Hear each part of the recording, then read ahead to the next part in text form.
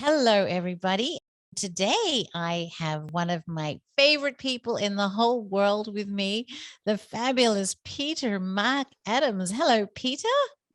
Hi there, Venice. Long time no see. Long time It no has, talk. yes, it's been so long. What a year. How many things have changed since last we spoke? Yeah, we're teetering on the edge of disaster. Oh, it keeps us on our toes, darling. It really does.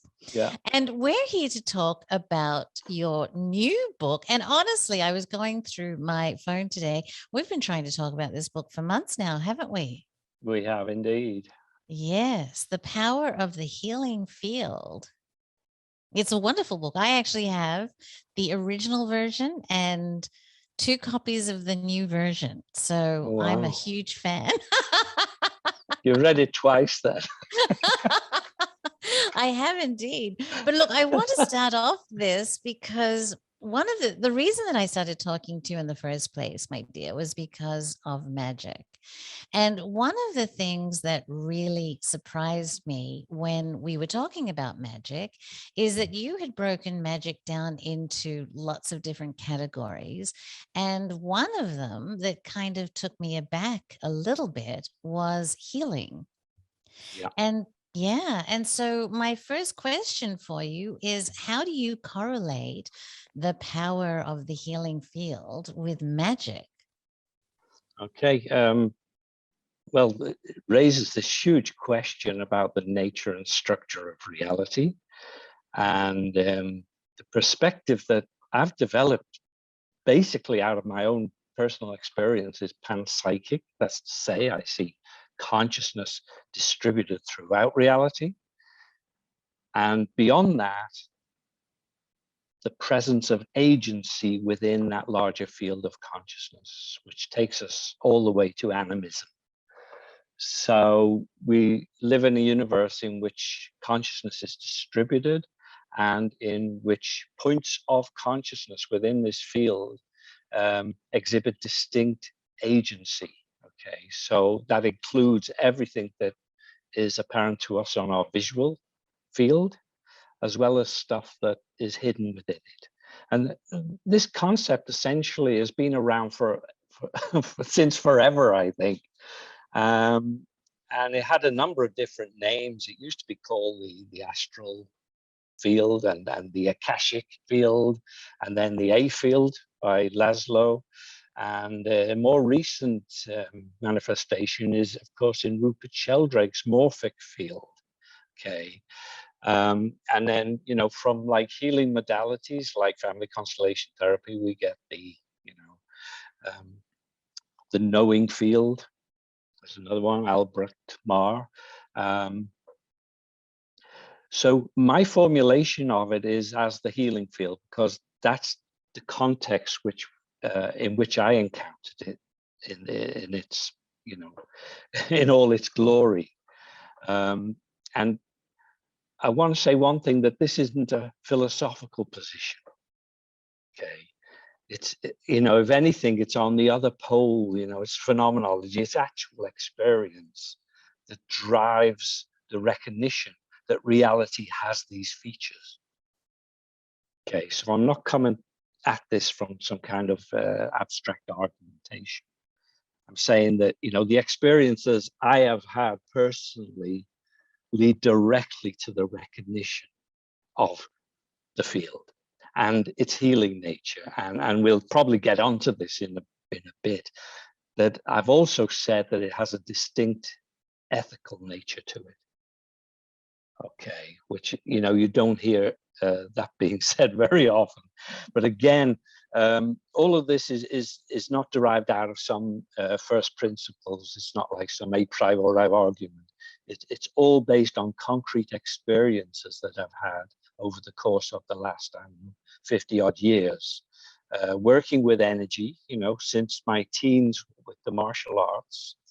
I studied karate and Tai Chi, and so I was very much into the cultivation of energy at an early I'm just age. going to stop you before we go there because I want to talk about 2 points that you've made. The first one is ethical. And it's very interesting because in Magical Egypt 2 and 3, Chance and Brad and the guys in the show were very much looking at energies in general and the cultivating of energies. Yeah. And it really did get to a very interesting point where ethics played a very strong role in the ability to cultivate these energies. And Yeah. it's something that we don't really like to talk about today because I think that ethics is a has kind of flown out the window, Well, but it's seen as inhibiting, Venice, and it's not really in the modern style, to feel inhibited by ethical systems outside yourself. There's a sense that you can just invent or not invent, not acknowledge ethics. And I'm not talking here about morality and moral judgments. I'm talking about something far more fundamental, okay, far more universal. So yeah, it's not a popular subject. We agree. I was going to say it's alien. It's absolutely alien, right? And I think the other thing is I'm kind of on a bit of a rant lately, and I keep talking about this thing I call the materialistic prison or the paradigm within which we live. And what I find fascinating about that is that when you talk about this comes from your own personal experience, I think that so many people have experiences of these kind, but because of our materialistic prison, they wash them aside. They don't take them with seriousness and they put them down to coincidences or am I crazy and that kind of thing. And I think that we're doing a very big disservice to ourselves by not paying attention to these things working in our lives. For example, like a crazy one that really doesn't have to do with healing directly, but when I was in a head-on car collision and I broke my neck and I didn't know it at the time. And I heard a voice as clear as day, as clear as yours, saying, "Do not move." And the car was on fire and smoke was coming out and Chance was yelling at me to get out of the car. And after hearing that voice, there was no way on earth I was moving. Yeah. Okay, so we were talking about ethics. Now you've introduced higher order beings and their interface, so to speak, with our day-to-day lives, right? Which is another massive topic. But it's one I've had personal experience of, both in the way that you did in receiving a stern instruction that enabled your survival. I acknowledge that. But also I've had, the blessing of having seen such beings on a couple of occasions. Yes. And I can say right away that they're of a vibrational level that we can't make sense of them visually. And that when they connect with our energy field, they can be very overpowering. It's a bit too much, actually. So, we could also explore that whole area. Again, I want to just underline the fact that everything I'm saying is born out from personal experiences I've had that I've been able to verify. Yes. That's the important thing for me. My own background, I'm as skeptical as the next person. I'm also the product of the same materialist culture we all have crawled out of. So it's not as though I'm on some kind of religious kick or something. I'm not. It's just the range of experience that I've had has forced me to reconsider fundamental questions about agency and reality itself, and especially points of agency beyond our immediate visual range. Yes. Well, look, there's a few things in the book that really spoke to me particularly. And if we want to go like on the higher order beings kind of side of things, or the non-incarnate beings, or for example, let's talk about the family constellation therapy for a second. Yeah. Okay. I had never heard of that before. And I had a very similar experience with a gentleman by the name of John DiMartini. And basically, he takes you through what he calls the quantum collapse process and gets you to a point where you're able to have a one-on-one conversation with a dead relative in order to do the healing that you weren't able to do Yeah. while they were alive, right? Yeah. And so very much in the same way that you're talking about, I was sitting in a room watching 6 people talk to dead relatives bursting into tears because they knew, like I knew things about them. There's Yeah. no way that I could know. Yeah. And so unless you've had an experience like that, it's very easy to dismiss it. But tell us a little bit about constellation therapy so that people understand what we're talking about. Okay. Well, the reason I chose constellation therapy is that it is accessible for most people in most towns and cities today. So you can go along and, like an observing participant, not there to receive therapy, but to take part in this. And what you'll experience generally is that there'll be a fairly large room, there'll be a group of people who are strangers to each other, there'll be a therapist, and there'll be 2 or 3 people probably who want to have that therapy. Okay. Now here's the curious thing. One of those people will go through the group of strangers and select people to represent key members of their family. Father, mother, brother, sister, whatever seems relevant to them. And they may even select people to represent long gone relatives, grandparents and great grandparents and so on. So whatever seemed relevant to them in their family situation, they represent it and place these strangers in the middle of the room in relationship to each other that seems to in some way incorporate the dynamics of that family. And this is where it gets really strange, because the person who wants therapy then sits down. They don't play any part in the next stage, right? Now, from the point of view of the people who are participating in this, in the reconstruction of this family's energy field, they will suddenly feel, on top of their own thoughts, feelings, and sensations, an overlay, an emotional overlay of thoughts, feelings, and sensations which are not their own. Okay, and then the therapist comes around and interrogates that overlay. Okay, so you are simply channeling, so to speak, what it is that you're sensing in this overlaid field. And by doing so, the therapist is able to understand where the points of tension were and where the problem was within this family system. That's Now, amazing. So are the people, can I just ask a question? Like go on, if okay, so if my dad was a cranky bastard and difficult to get along with when he was alive, right? You're going to have the dead. joy of rediscovering that. Well, that's what I'm wondering. Like I have, I have a girlfriend who, feels that she's in communication with her father, who was a cranky bastard, but now he's free of his foibles, can see the big picture, and and they have a better relationship now that he's dead. So in family constellation, am I getting cranky dad, or am I getting dead dad that now sees the errors of his ways, or am I getting what I need to get from the universe knows better kind of? Okay, that's deal. a huge question you're asking, isn't it? It's huge. What you're getting there, it seems to me, is the system in its crisis. Okay, because the people have been organized in relationship to each other in terms of the way that person perceived the problem in the family. So that tends to be drawn from the field. Okay, and when I say drawn from the field, this group of strangers who are enacting this system have no privileged information whatsoever. There's no statement at the beginning of who is who and what the problem is. Okay, it's all done blind.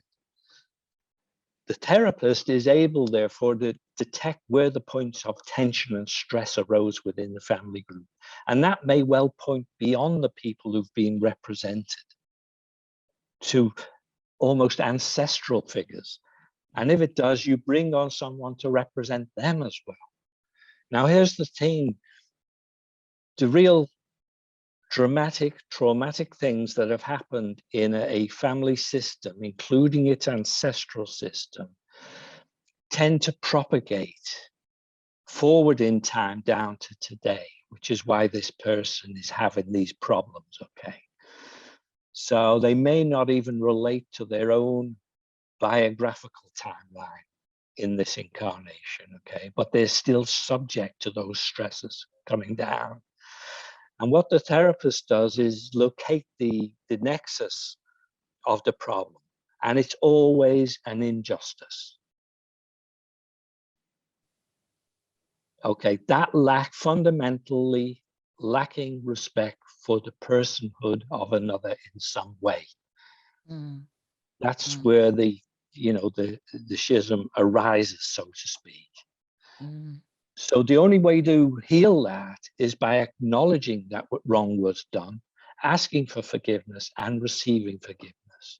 And when that happens, the therapist normally brings the person who wants the therapy into the circle. They're in the field.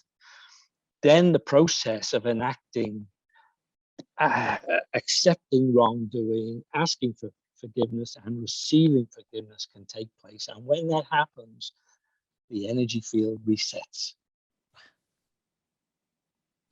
It's amazing. So that's why it's ethical. That's why the field is ethical. Okay, that's what I say. That's very interesting. It's fundamentally an ethical field that we're living immersed within. What No we wonder do things matters. are haywire. I mean, yeah, look, if we're ignorant of this, the strange thing is, if family constellation therapy, developed by Bert Hellinger, a psychotherapist, developed it from observing Zulu African healing rituals.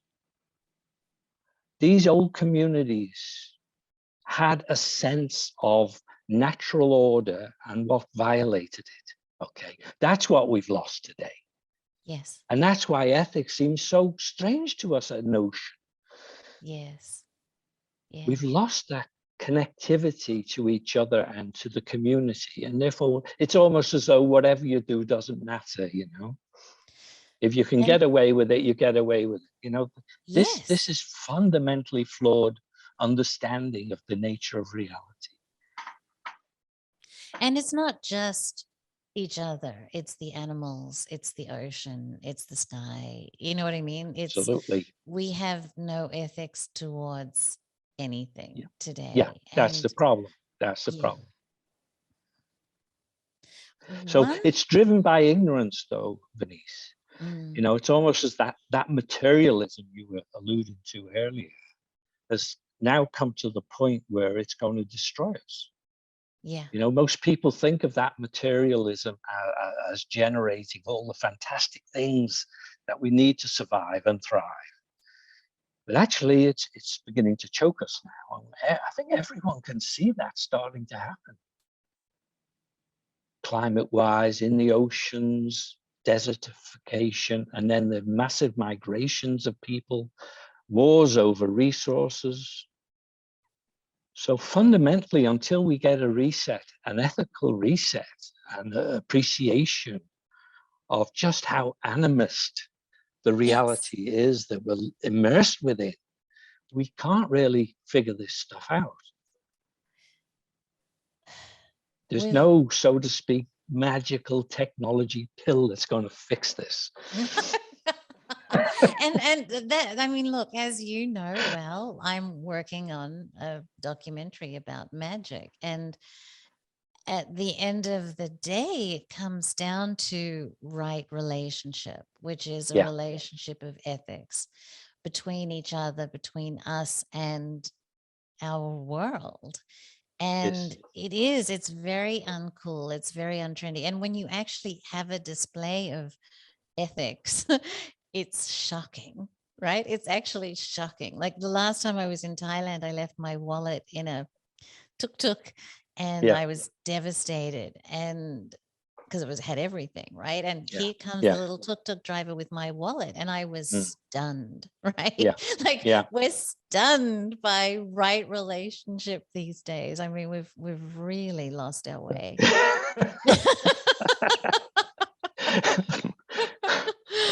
Oh my Lord. One of the things that I kind of want to overlay onto family constellation, and I'm going to pop into ancestors a little bit, is that for me, one of the ways that I know that this is real is that many times you go into a situation and you think that you know what the answer is going to be. Yeah. Right. You kind of project, all right, I'm going into therapy, and, my dad was a cranky bastard, and what's going to come back is my dad was a cranky bastard, and it's going to just tell me something that I know. Right. And Yeah. so I was having kind of my own healing crisis, and I couldn't figure out what the hell was going on with me. And I kind of intuited that there was an ancestral thing. And my mother died when I was 16. Her mother died when she was 16. And Oh, wow. I'm kind of figuring out there was this abandonment thing. And so I thought, I'm Yeah. going to do some ancestor work. And I go in and I'm like right there, and I'm ready to talk to mummy, and I'm ready to talk to grandmummy. And guess who shows up? My other grandmother. And she's kind of like, excuse me, Yeah. I was an orphan, and then you abandoned me. And if you're looking for abandonment, maybe you should kind of look over here. Right. And so it was so out of left field, and it wasn't something that I didn't know, but it was something that I wasn't even thinking of. Right. And so she shows up, we have this fantastic thing, and then all of the grandmothers get together and we all have this love fest. But you know what I mean? It was like, wow. And you get the hairs on the back of your neck stand up, and you have this full body kind of experience with it. And it's surprising. It's not what you think. And so to me, that's a way of finding the truth in these kinds of processes. I mean, does that make sense? What you're describing is like a step beyond constellation therapy, in as much as you're talking about actual mediumship of a form. Okay, so you actually have a sense of the presence of those people, and they speak for themselves. Yes. Okay, so that's a step beyond constellation therapy into a far more profound connection with the field. So let me qualify that by saying that my understanding of the field is that it has non-local, atemporal quality as a fundamental feature of it. Okay, so that means that everything that ever did exist, exists, and will exist is contemporaneous. Okay, so that when we enter states of powerful energy fields that are generated ritualistically, or in the case of constellation therapy, that's a form of ritual field generation, or even in a one-to-one healing session, you generate a field between the healer and the client. Okay, those fields give our awareness access to a much larger dimension, which may incorporate information from the past as well as the actual presence of figures within our ancestral line. Okay, so this is very much the domain that Magick aspires to, but which is actually natural to the healer, to the energy healer. Okay, this is where it starts. This is where you do the work. Okay, so much of the ritual work I see connected with Magick is an attempt to generate fields that will give an interface to a larger dimension of awareness. Okay, so that's kind of a minor play within this much bigger area. And, you know, if you look at the traditional roles of shaman in a society, you know, you find 80–90% of what they did had to do with community healing. Yes. It was not invoking a spirit for the hell of it or to prove that you can do it. You know, and again, that's a disconnect that could only happen in a highly materialist, consumer-driven culture. Yeah. Okay. So we're also about reintegrating, whether as magicians and healers and shaman, a holistic vision of what we're about, which is to say the ethical healing of the planet and every sentient being within it, visible and invisible. This is the true scope of what we should be busy with. Even I think when you're talking about things like folk magic, and you're talking about the use of herbs and plants, particularly when you're talking about things like homeopathy, you're really talking about the spirit of the plant. Absolutely, absolutely. And this is nowhere clearer than, for instance, in the ayahuasca rituals. You know, I'm thinking particularly of the Peruvian ayahuasquero Pablo Amaringo's paintings of ayahuasca sessions, in which everything's alive, everything in the visuals scene has a persona. Yes. And is acting and interacting.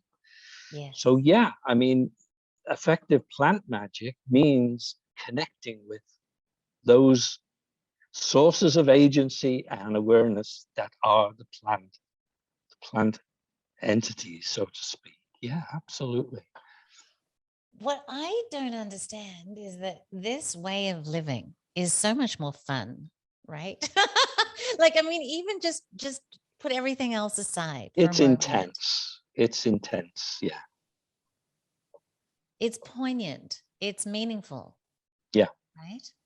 Well, at least it finds a place for your own death process all of a sudden. And that's certainly something for people to think about, you know, in this broader field of awareness. You know, your own death process now takes on a different shape. Yes. You know, it's a kind of transition that you're going to have to go through, but it's a transition towards other states. And then you need to think about, you know, well, what is the trajectory? Have I done anything about clarifying a trajectory through multiple lives instead of like just flopping into it like on your belly, yeah, you know, in the swimming pool, gracelessly crashing through into another life and another set of errors and another set of confusions. So I've been thinking about that a lot though, Peter, lately. Yeah. I've had several friends pass away, and I'm doing this podcast now, and I wanted to do a podcast about death specifically. And what I found was very interesting because there are so many rituals and processes that you can find in animist cultures dealing with the corpse. Okay. Yeah. And that's all very interesting.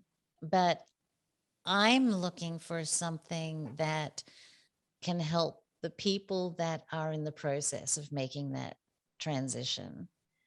And the point of what is our trajectory? Have we completed our mission?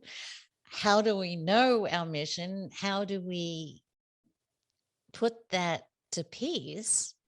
Is something we don't, even the animist cultures that I have been looking at, I haven't found it anyway. You know what I mean?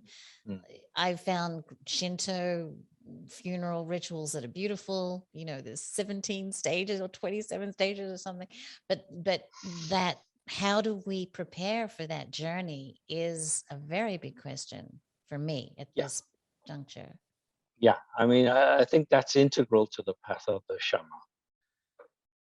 You know, that has got to be like at the core of the discipline. So the way I perceive it is for somebody on the healing path, for instance, okay, they've essentially surrendered their focus on I for a bigger we, and not just metaphysically. It's in terms of what you do day to day. Okay? And on the one hand, you enter into what we can call the fundamental state of leadership when you do that.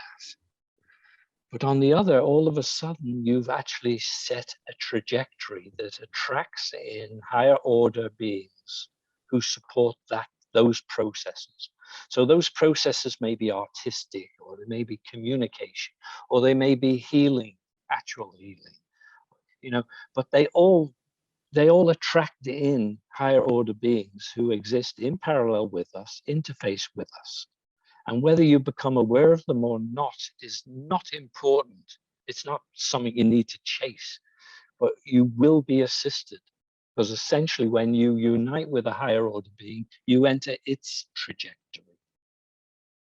Okay. And when you enter the trajectory of let's call them a deity, we'll use that traditional word, you essentially set a path for future incarnations. Okay, so the only thing I'm saying here is that there's a process that you can get aboard and start consciously following, rather than like stumbling around in the dark. But it comes out of service. That fundamental surrender of the I to a broader we, and acknowledging, yes, there's a real job to be done here. This is what generates meaning. Meaning isn't there to be discovered or found. You can only generate meaning out of your own essence, in action, in movement, day to day. And as I say, that all of a sudden locks you into a much bigger trajectory. But when I say locked in, it's not like it's an involuntary thing.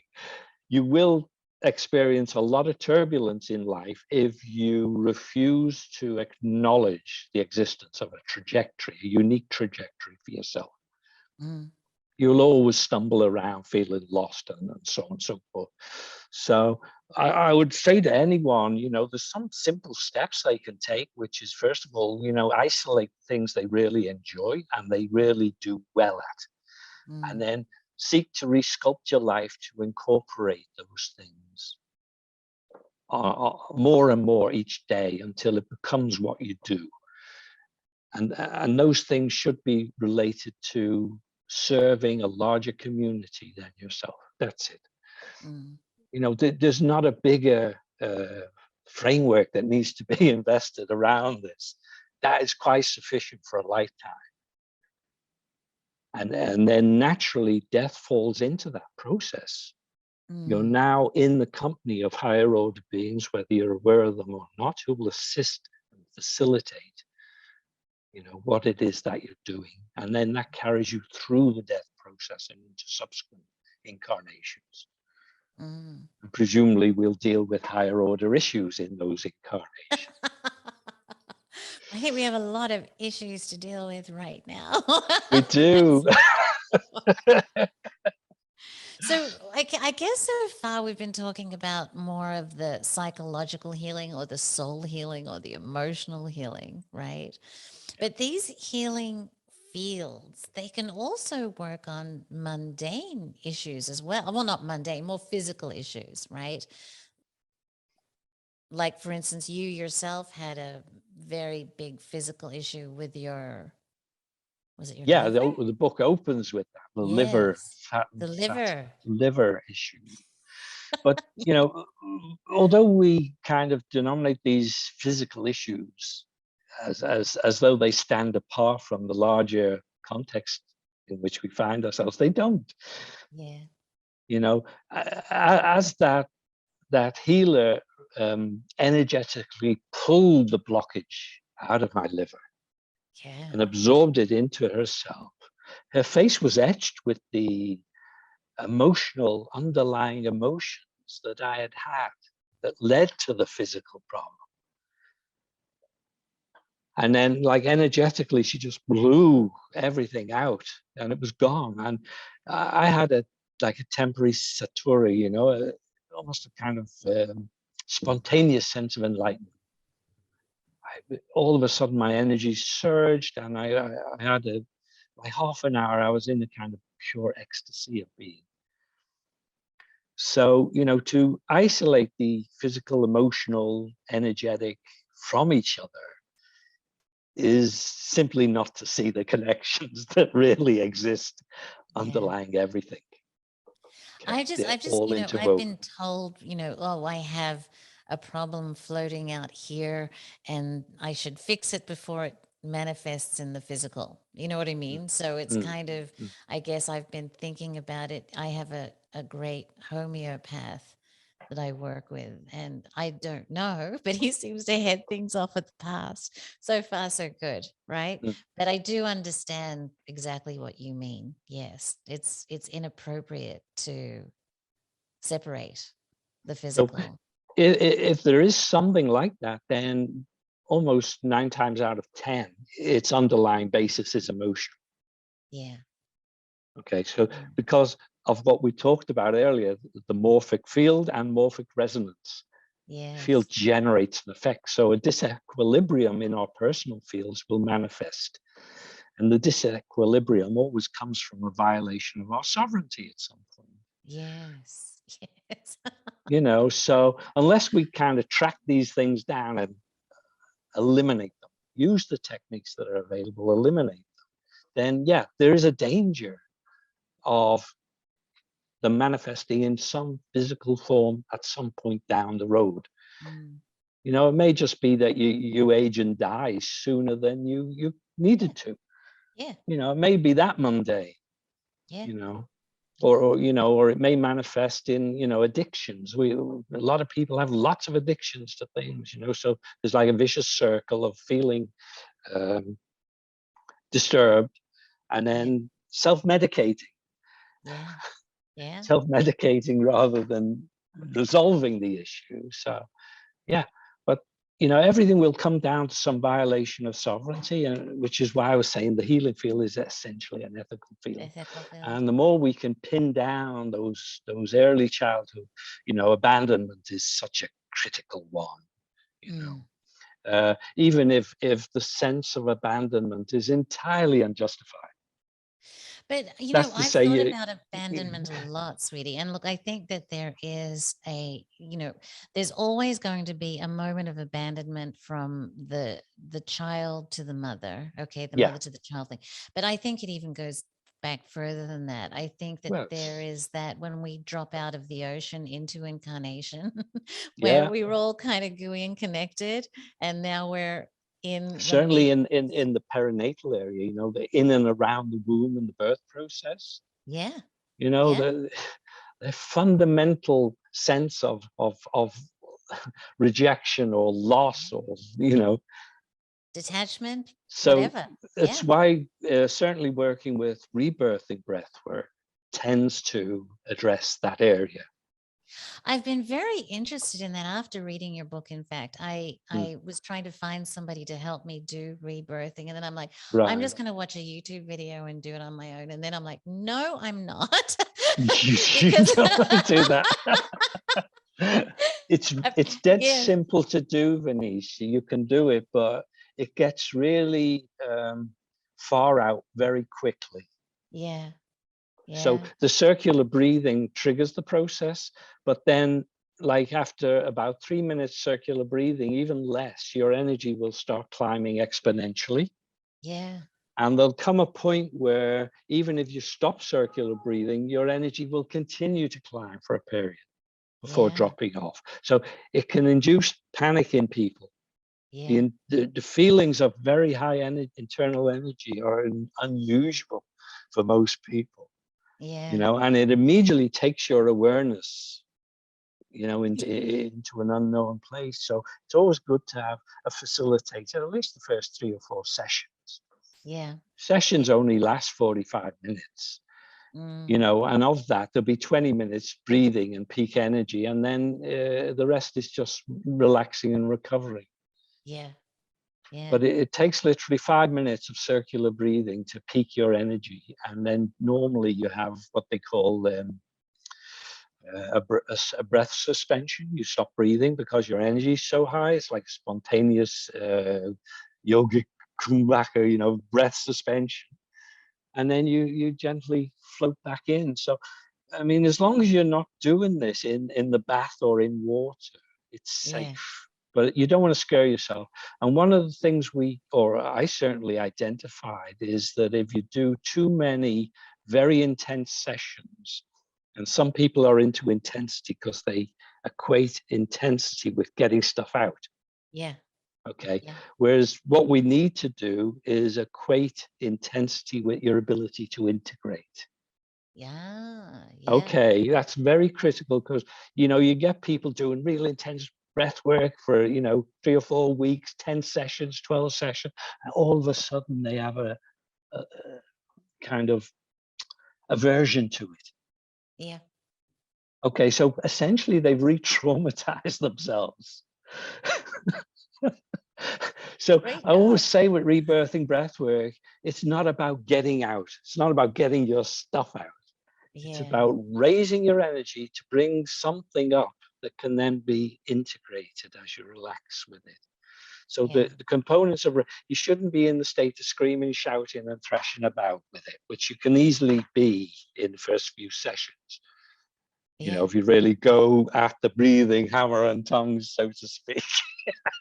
And you go, and a lot of people, certainly in the initial rebirthing in the 60s, they equated all that screaming, shouting, and thrashing with, that's the therapy going on. Well, it wasn't the therapy going on. Well, There was a that therapeutic effect, yeah. but Well, that that was not. actually brings me to Gulcan/Kenzie's modality, right? Yeah, I had always been of the belief that to get it out, as you yeah, yeah, said, yeah, I had to relive it, right? yeah, And yeah, I had done some EMDR, which I had really great success with, but mm, it did require me to go back into that moment and to feel all the pain and the yeah, suffering and the anger and the yeah, whatever, right? yeah, And I think that I'm one of these crazy people that I don't want to thrash about, but I don't fear going back there, but I do believe that it's a major impediment to people healing because some things are just too scary. And yeah, so to have the work that Gulchan's doing that mm, allows you to heal it without having to revisit yes, those incidents yeah. is a This, huge yeah, shift. this is the great breakthrough she's made with mind connection healing, essentially. Mm, To create a healing instruction and embed that within the energy body, and then you can call upon it any time of day or night without having any kind of trauma. tapping or straight trauma. You don't have to be intense. I first learned this from Jim Leonard, who taught Vivation to me. I did his professional training, the late Jim Leonard. And he said to me, it suddenly occurred to him, since he'd been part of the early rebirthing movement, he said it suddenly occurred to him that you don't need all this getting it out and shouting and screaming to. Mm, In fact, integration works better on much lower levels of intensity, mm, mm. because you can, it's the same trauma, it's just experienced at a lower level of intensity that allows you to, and all you're doing is allowing the energy channels to open again. So Okay, is that what relaxation, integration actually means? Is that what does integration mean? well, Right. what you've got is an emotional trauma that causes everything in you to lock up. Yeah. It's a physical tension, it's a tension in the muscles, in the fascia, so underlying all that is the energy channels, and not only the meridians, all the small capillaries, so to speak, of the energy body. So that's where the trauma is stored. Ultimately, it's an energetic thing, and as soon as you relax and let go, it goes.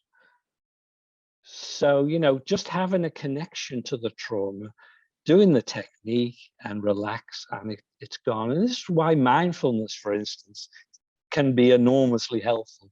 It takes you the reverse. It doesn't focus on anything in particular, but whatever comes up during your mindfulness session, you absorb it, you Yeah. digest it. Okay, may take you 20 That's years, but you'll get yeah, but there. I think that's that word though is very key to me, digesting it, Yeah, right? I and like you said, I mean, like the Gulcan's work allows you to digest it quickly and mm, easily, and like traditional talk therapy can take 20 years, right? Which is why I wasn't keen on yeah, that and wanted something to expedite the process, which is why I yeah, went to EMDR, because you could yeah, digest it in yeah, 3 or 4 hours, but it's digesting it, isn't it? It's just digesting it and letting it yeah. dissolve back Just into the. ceases to be an issue. Yeah, that's See, why they often. I was just gonna, I find all of this so easy, Mm, right? It makes so much sense to me, and it's all so easy. But then I have a husband who thinks it's all crazy woo-woo stuff. And I yeah. wonder, and I don't know like if I've asked you this, but does belief play a role in these healing modalities? Do you have to have a fundamental belief that it's going to work for it to work? No, absolutely not. You have to have a fundamental willingness to experience it and to be open-minded enough to change. But other than that, the technique should do the job. Mm, mm, You don't need to believe anything. I mean, that's true of Reiki, for God's sakes. You can get initiated, you could do Reiki. You don't need to believe in it. mm, I mean, and again, I just want to say one thing. A lot of people get Reiki initiation and then they don't use it for mm. weeks, months, years, and then they can't feel the energy, and therefore they feel that they've somehow invalidated it. Yeah, And that's just wrong. Energy work requires cultivation. It doesn't matter whether you're doing the martial arts, Reiki, Qigong, bioenergy, whatever it is, you have to cultivate pure energy-based modalities. Okay, so if you get Reiki initiation, you have to use it every single day for the following 2 weeks and yeah, use it intensely. And at that yeah, point, you'll start a process of detoxification, opening the channels, and the energy will be better able to flow. And the advantage of that is that you'll feel it. yeah, yeah, That's the ultimate proof. Unless you have the feeling of that flowing energy, you can doubt everything, yeah. but you haven't actually done the job. It's like, I went along to karate class. I'm a martial artist. Well, you're not. Yeah, You're just not. So, yeah, energy-based modalities, healing or martial, require cultivation of energy. And yeah, that's often not taught, especially with Reiki is too often sold as an instant panacea, which it's not really. yeah, Although it's effective, you don't have the confidence to use it, and so you're not cleansing yourself. yeah, Your own channel is still clogged, so to speak. So nobody else is going to feel it if you yeah, can't. yeah, yeah, yeah. So yeah, the element of cultivation in energy work is so important with some modalities. Absolutely. You also, in the book, talk about Psy, and I have been reading a lot of Ingo Swann lately, Oh and yeah, yeah. yeah, and he was telling a story about Anton Mesmer Hmm. and how he would have like a tub, and he would have Marie Yeah, Antoinette and all her ladies in waiting, holding hands and yeah. zapping them and healing them, and so and they apparently there were squeals of pleasure coming from the darkened salon as well, because the energies were getting a little bit titillating as well. Very strange stuff. I know.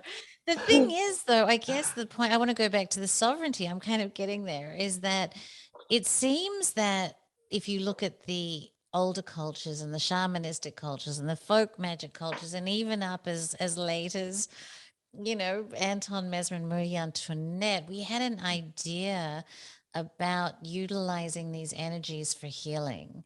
Mhm. And we've had an idea of really the ethics of making humanity thrive and not.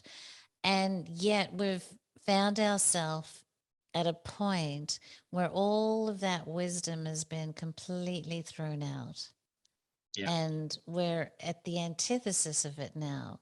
And I just wonder, is it Kali Yuga? Has it been done on purpose? I mean, has science, when science took over from magic, I mean, what the great blackout, like what has caused us to lose all of that wisdom and knowledge of the ages and end us up here where we are today, where there is no sovereignty, there is no ethics, there's no freedom, people are in fear.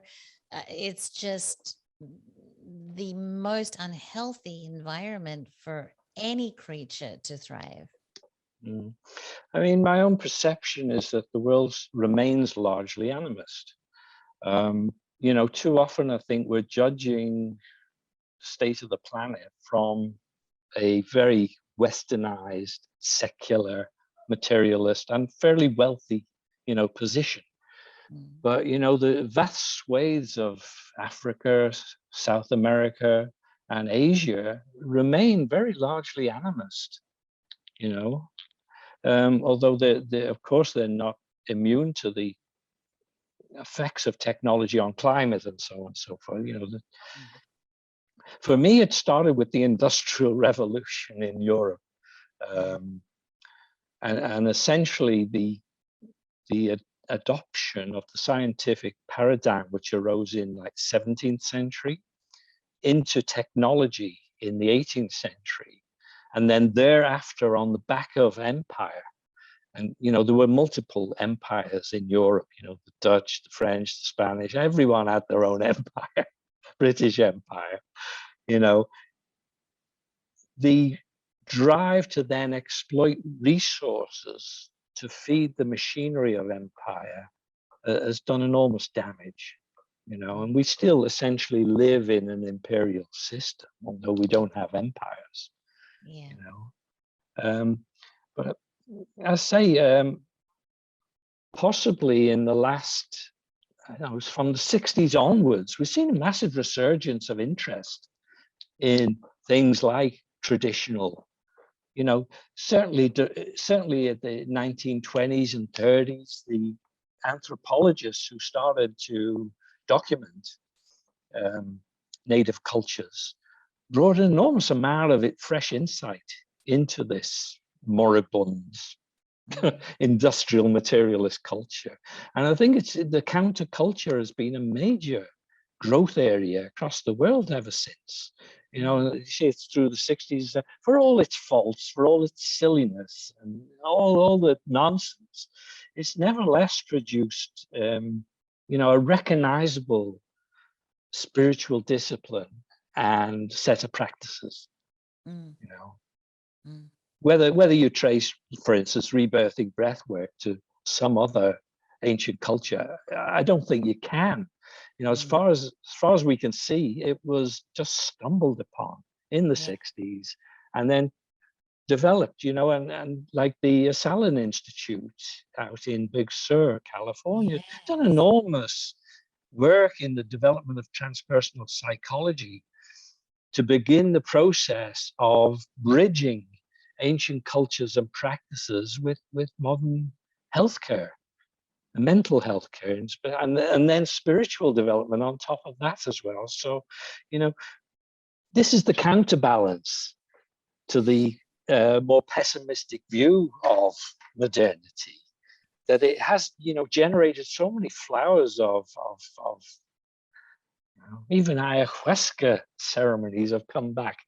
I mean, there's always a commercialization and a consumption of product associated with these things, but they retain their essential quality of advancing healing and spiritual growth despite that. We I just think have as to. I hear you talking about that, though, it raises a very interesting point. Most people talk about, entheogens or hallucinogens as a gateway to coming into contact with realms beyond the physical. But if I am being honest and I look at my life, my exposure to these kinds of healing modalities really opened my eyes to this more holistic world than, like, my eyes were opened as a result of this kind of healing technology before I even started the use of entheogens and hallucinogens, right? So Yeah. these kind of healing mode. My mother died when I was 16 from cancer, and we played with a lot of these things, and having access to faith healers and all of that kind of business and spiritualists and really did get me acquainted Yeah. with a world beyond the material. Yes. Yeah. I mean, that's why I say the path of healing is kind of the core of the shaman, and that magic is like a small offshoot of that. Mm. Okay, so it's just unfortunate that in most of the Western cultures, that magical offshoot has taken on a life of its own and become almost autonomous from any notion of community building, healing practice. I find that very unfortunate. When we were talking about magic, you were talking to me about these, aspects, and one of them is you have to look at reality a completely different way, that everything is connected, and there are these higher order beings that have their own agency and all of that. And one of the parts, and the ritual space, and then the template aspect, right? And how if you get energized and you have the ritual space, you can get in and tamper with the template. So when it comes to healing, where does that template reside? Or are we even operating on a template, on our own template, when we're doing this work? Oh, absolutely. For instance, in the systemic or family constellation, the energetic field that comes into being when all those people are in place, I mean, you can feel it if you're in that space.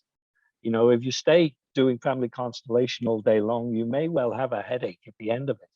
It's the amount of energy within the field, you need to practice. You need to practice bringing the energy down. So yes, that field is generated, and essentially you're operating on a non-physical template of that family ancestral line. Okay. And you're ethically rebalancing, reharmonizing it, and then you're recoding the field. Wow. That's a purely magical process. There's no other way to describe it. Yeah. It's just not recognized as magic. Because you didn't dress up in robes, you didn't have incense burning and Egyptian god figures and all, you didn't do all that stuff. Nevertheless, you went into a hyper real template of a real situation on the ground, and you altered it, and you altered the situation on the ground. And it's the same is true even on one-on-one healing. So when Kenzie has done her healing work with someone, they often come back a day or a week later and they say, you know what, my entire reality just changed. Yeah. Yeah. Okay. So they heal that one thing, which is part of this template. Okay. Yeah. And everything else rebalances around it. Yeah. So all of a sudden, relationships to power, wealth, money, parents, siblings are all rebalanced. Okay, so in fact, what I was talking about was the core of the healing process is operating on a template in a higher dimension, correcting it and readjusting reality out of that. Now, actually, it propagates, as Rupert Sheldrake has said, morphic resonance propagates the effect. So if you reharmonize the field on a higher level, it will manifest on a lower level automatically. That's the healing effect. Rupert right now is into cymatics very much. He has a Right. cymatic setup in his house, and he and his son are doing experiments. And the shift that you're talking about, the change in reality, to me is very much a cymatic shift, because Okay. it's not a small change. When you do a healing Mm. at the template level, everything goes ka-chunk and shifts, Yeah. just like a cymatic change when you change the frequency. It doesn't go Yeah. from a circle slowly to a square. It's circle, No. circle, circle, square. Resets. Yeah, Yeah, it's a resets. reset. Yeah. And it causes everybody in that relationship to reset as well. Yeah. So all of a sudden, the aggressive boss becomes quite easily manageable. Yeah. You've reset the field essentially. Yeah. What had seemed to you before as autonomous behavior of other people was an integral part of the way you were relating to reality Yes. on this Chance energetic level. Chance loves to remind me of that if I'm having a problem with him, I have to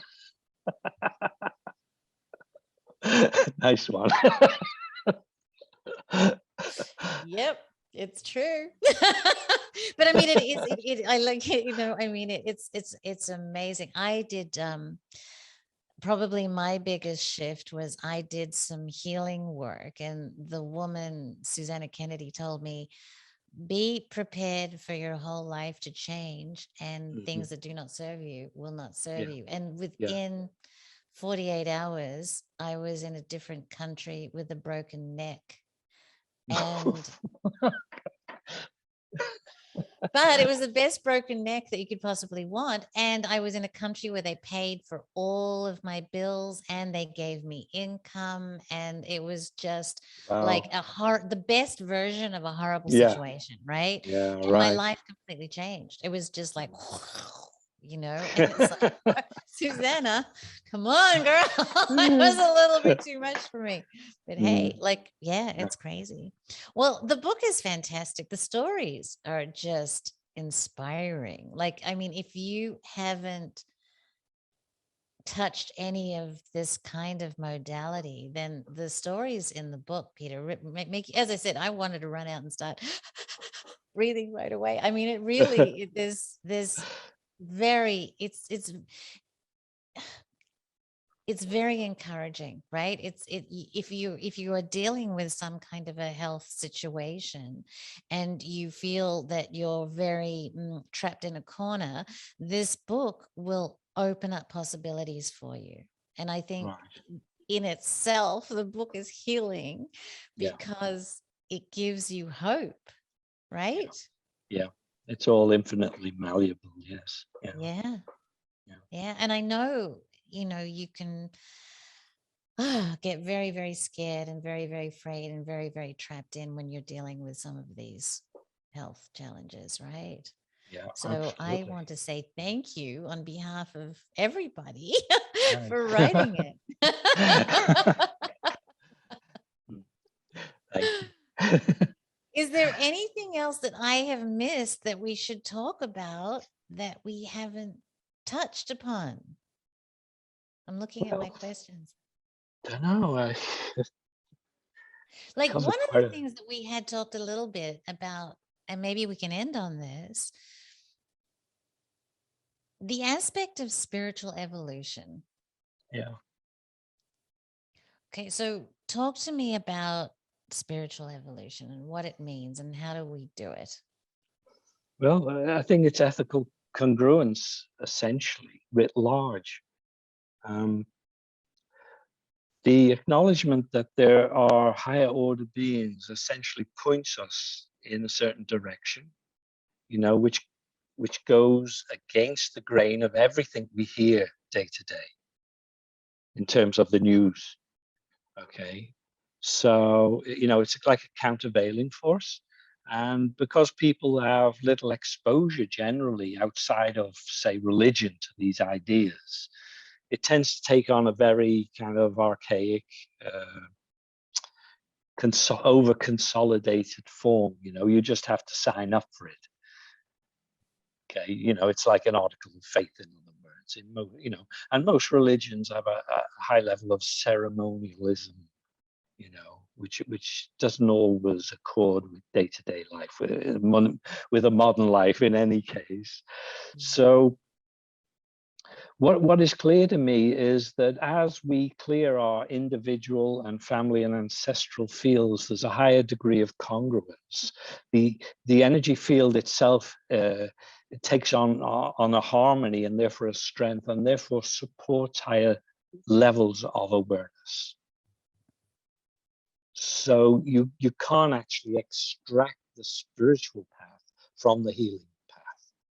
You know, they're integral. The repair of the field is in essence a spiritual activity, and it affects so many people. Even an act of personal healing ripples throughout the system. Yeah. So the key to this is that so many millions of us around the world today are doing this stuff, both personally and on a you know, for instance, Kenzie has seen thousands of people over the course of the last 20 years or so. And then, you know, the constellations and systemic constellations, we're starting to address some of the ancestral hurts of the imperial era through these types of technique. You know, we're trying to repair the land, we're trying to repair the relationship to the spirits of place. Yeah. So essentially, as we heal ourselves, we're opening vast avenues of healing throughout all levels and layers of reality. So that's a process. You know, there's no conceivable end to that. I'm not going to say that we're going to evolve into those higher order beings, because I don't know that. I can't say that. Okay, it's beyond. All I can say is that within a human trajectory, we have a clear path of spiritual evolution through very simple, concrete steps taken each and every day. And it's not required that you believe in anything, you know, only that you experience it, that you're open to experiencing it and drawing your own conclusions. Because I think the other thing about spiritual evolution is that it cannot be done through gurus. Yeah. You know, that demands such a surrender of self to other that, you know, easily lends itself to abuse. Yeah. And that's a violation of sovereignty again. So you should never surrender sovereignty, although you can maybe take good advice from reliable sources. I don't say you shouldn't. So yeah, on an individual basis, all of us can take day-to-day steps to self-healing and community healing. And that's all that's required, is that enough of us do that. Do you know what's interesting about that, though? Is the reality of it is that in every moment, in every action, there's that little voice, that quiet little voice that always lets you know the ethical direction to move in. Oh yeah, Yeah. not always a quiet voice. Sometimes it can be bellowed in your ear. You But I know, mean, look, but it's there if you. yeah, it's It's just kind of, there. are you sure you don't want to hand back that wallet? Are you sure you don't want to hand back the change because they gave you too much change, right? Like Mm. there's always Yeah, that little. self-interest, it's called. No, well, no, but I mean, like, you know, like, I mean, it happens to me where like you give them a 20 and they give you $35 back because they thought it was a 50, right? And you're looking at it and there's the voice that says, what are you gonna do? You know what I mean? Like Yeah, there's that little ethical voice. yeah, There's yeah. Well, there's always, two voices, aren't there? You know, one is self-interested, and that yeah. immediately alerts the ethical voice. The Ah, correction comes. yeah, Okay? You have a clear path in front of you. You can go left or right. yeah, You're aware of it, and then the ethical voice kicks in to say, "Well, take this one, do yeah, this. That's yeah. better of the two ways." So you don't need a guru because you got it inside. Essentially, Yeah. unless you're learning some, you know, obscure technique of yoga, Right. Yeah. you Yeah. know, Yeah. you know, if you're doing stuff like martial arts or advanced yoga or stuff, of course you need good instructors, you know. Yeah. But in terms of your spiritual trajectory, you should be the master or the mistress of that, 100%. Nobody should have any violation of their sovereignty in that relationship. Because essentially it's a relationship between you and a much bigger order of being. Yeah. Yeah. I haven't seen one yet. I'm jealous, but maybe one day. Well, let me just describe it, because it isn't always that dramatic. You know, on a lower level, for instance, you know, we had the office here before the pandemic struck. We had to close it down. We're doing a lot of energy work each day. A lot of people are going through there and they're releasing stuff from their Yeah. energy body. So you need to clean the space all the time. So you're out there smudging and whatever. And one time, you know, it was particularly dense. So somebody had made themselves known to us, who offered a kind of angelic, or was it jinn? I don't know, cleansing service. I have this book full of all these pages and astrological charts and all kinds of, you know, writing and everything. So he came with a good recommendation. So we said, let's give it a try. He can clean the office for us. And he said, well, I do it remotely. Yeah, okay, fine. You know. So anyway, Kenzie and I were in the admin room one day. We got all these invoices out on the table between us, you know, standing there. And I saw quite distinctly like a white sheet coming across from the right-hand side across the field of vision. It didn't obscure anything. Okay, you know, it was like an overlay on my sense of what was happening. And as it passed us, both our knees buckled. And if the table hadn't been there, we'd have been on the floor. Literally had to grab hold of the table to stay up. And then it passed on through us like a wing of an angel or something. It was so high frequency. So that was one experience, cleansed the office beautifully. Another one, I went along to see Tom Kenyon. I'd never heard of Tom Kenyon. I don't know who he is. He's doing something with these higher order beings he calls Hathors. Yeah. And he communicates with them through this beautiful voice. He has this multi-octave voice. And when he's summoning them, the octaves increase. So he's sitting on this little stage in this amphitheater. And he's just sat there by himself, and he starts beautiful singing, you know. And I go, such sublime sounds. That's all I can say. All of a sudden, I saw around him on the apron these tall white columns of light, but they were like, I don't know, 3 or 4 meters tall at least. There were like half a dozen or so of them. And after a short while, they all drifted off the apron and up through the amphitheater. One of them passed right through me, you know. I thought, oh, God, you don't see that every day. And at the end of his performance or session, I don't know quite what to call it, somebody in the audience said to him, well, what do these Hathors look like when they manifest? He said, oh, when they manifest as tall columns of light. Yeah. Now, the strange thing is, nobody else I was with that day saw them. Yeah. And obviously certain members of the audience hadn't seen them either. Yeah. But the description I had was exactly the same as what he gave. Yeah. And when they passed through me, I didn't have a distinct sense of anything. It wasn't like the wave of light coming through the office, you know, which was just high frequency, and all your energy body folded up. It wasn't like that at all. They were just a gentle, and they were gone, you know. Like a breeze. Yeah, so these beings communicate with Tom Kenyon, and I have nothing to do with this as a system. Yeah. I simply witnessed that day. Okay. Yeah. So I've got no axe to grind in this. That's what happened to me. I've met Tom actually, and I read his book, The Hathors, and I've done some of the pranayama exercises that he has taken from these beings. Yeah. And I'll tell you what, there's something to it. Oh yeah, definitely. Yeah. I mean, no question, and that's another way of kind of verifying that if you I was a big yoga student and did heaps of pranayama and Yeah. integrated his practices, and I could tell a very distinct positive difference as a So, result of. I think that's the difference between doing a practice and doing a practice within a lineage. Yeah.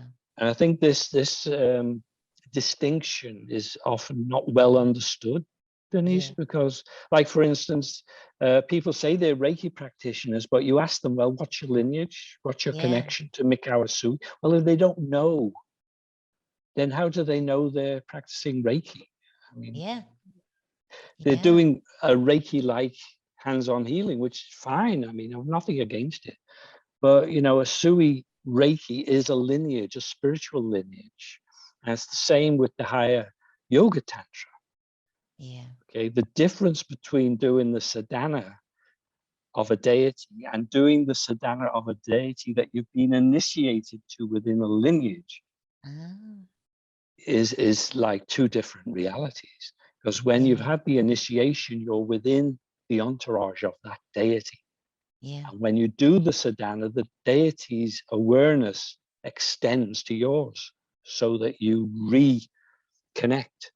And that's a temporary enlightenment, that's Satori, you experience within the sadhana. You're not just working at it like I'm in my yoga position for 12 hours, I ring the bell, I do this, the incense burning, and God, I this just is tiring. personally have like, just I don't know if I think I've mentioned this to this before. Like I was offered Shaktipat, and Yeah, yeah, I just I don't know enough about these lineages or these deities or to like commit.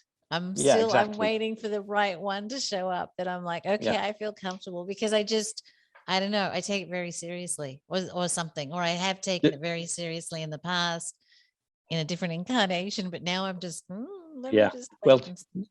I mean, we need to say this. If you're going for the Indo-Tibetan, the higher yoga tantra, those initiations, there are a whole set of vows you have to take Yeah. before you. Yeah. So the chance of you getting the initiation, you have that experience, and then it falls away from you in the Yeah. succeeding weeks and months is probably more common.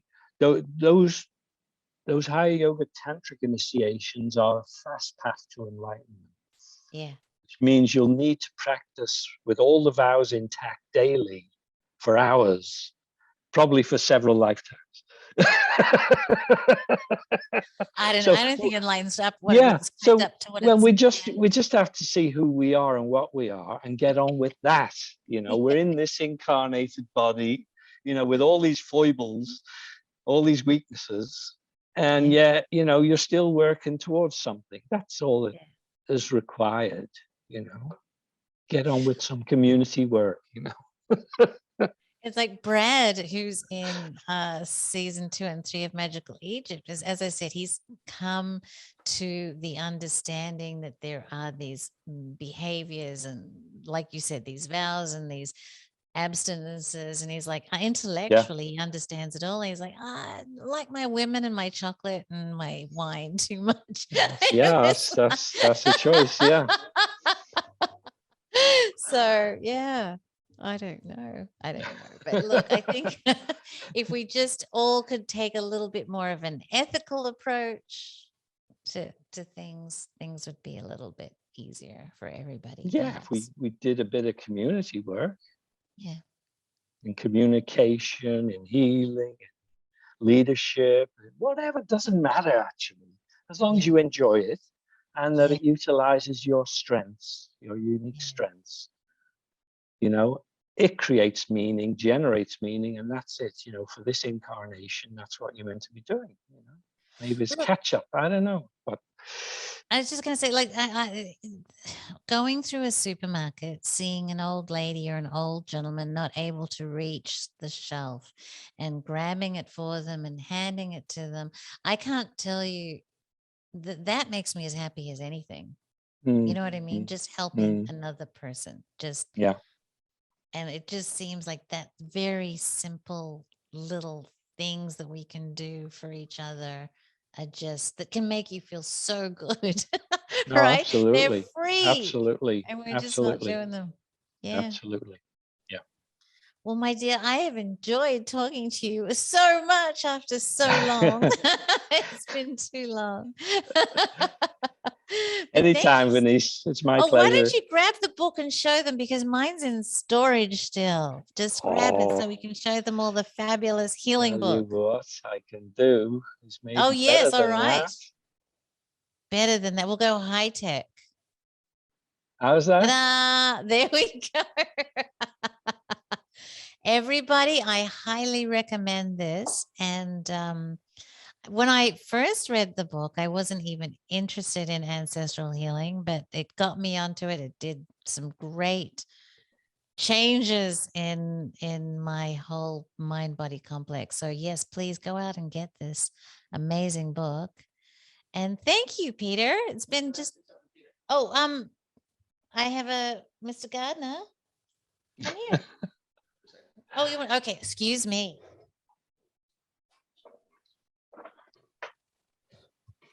Hey, I just wanted to tell people one of the remarkable things about Peter's book is that it actually has medicinal properties. It's printed on a special parchment of woven reeds that have medicinal value. So if you get sick, you can actually tear the pages off.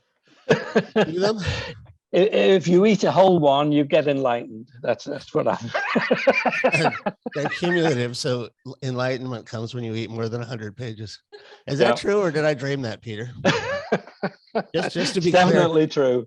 That's only the special printing. If you have a regular copy, don't pull the pages out and eat them. Just to be clear. I mean, you can if you want. Who am I to tell you what to do? Anyway, love you, Peter. Good to see you. Love to see you too, Chaz. Bye, everybody. Now I know where my second copy went to. It's in his belly. All right, my dear. Thank you so much, and love to Kenzie. And guys, get the book. Thank you all for listening to this. And it was very, very nice talking to you again, Peter. Lovely we'll have to do it talking to again you. soon. Great. Yeah, I'd look forward to that. Bye-bye, darling.